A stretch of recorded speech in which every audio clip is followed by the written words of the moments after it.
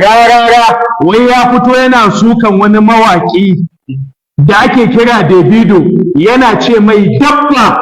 Wai menene dalilin shi? Wai saboda ya fita ƙasar waje ya nuna cewa Najeriya ba tsaro.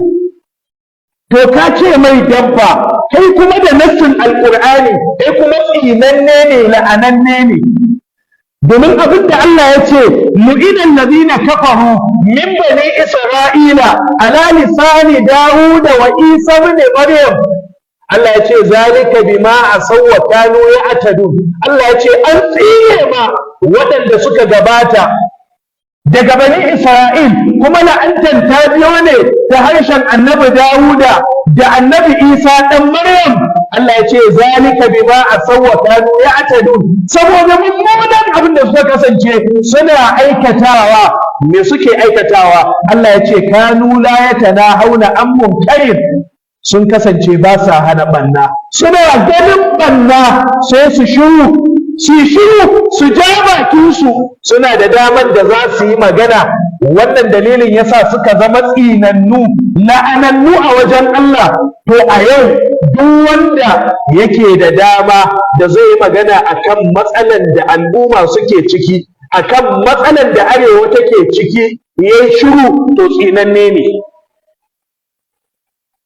Kuma kai babban matsalan da yake damun ka rarara jahili ne, kai jahili ne, ba a rabu ba boko. Annabi Muhammad sallallahu alaihi wa sallam a hadisi yana cewa la zawali dunya ahwanu inda Allah ala qatali mu'mini. Duniyar nan ta gushe ba ta fi sauki a wajen Allah akan a kashe ran mumini kwaya ɗaya. Annabi Muhammad sallallahu alaihi wa sallam ya je gaban ɗakin Ka'aba, ya ce Ka'aba kina da daraja, kina da ƙima, kina da mutunci, me ya darajanki, me ya ƙimanki? Ya ce amma ran mutum da ya fi ki daraja, ya fi ki ƙima a wajen Allah.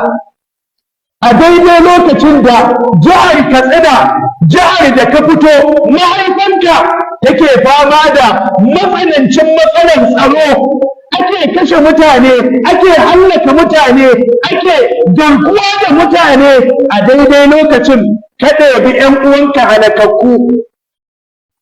Shi ma da nassin Alƙur'ani, domin Allah ya ce wa shu'ara'u, mawaƙa, makiɗa, yattabi'uhumul ghawun, ba masu bin su sai halakakku.